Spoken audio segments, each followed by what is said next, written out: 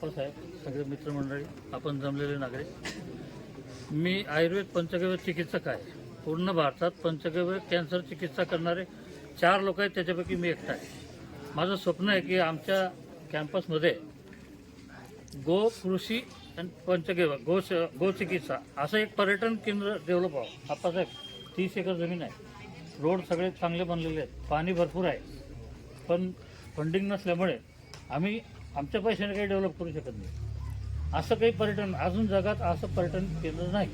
गो पर्यटन केंद्र आहे, कृषी पर्यटन केंद्र आहे, पण गो कृषी प्लस गो चिकित्सा.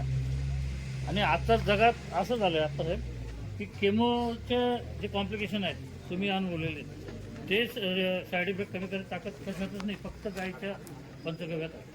आणि त्याच्यावर मोठं रिसर्च टाटामध्ये चालू आहे. तसं काही आपल्याकडे झाला तर एक जगात वेगळा प्रकार आपण त्या बाबतीत कोणी नाही आलं चालेल. जय गोमाता.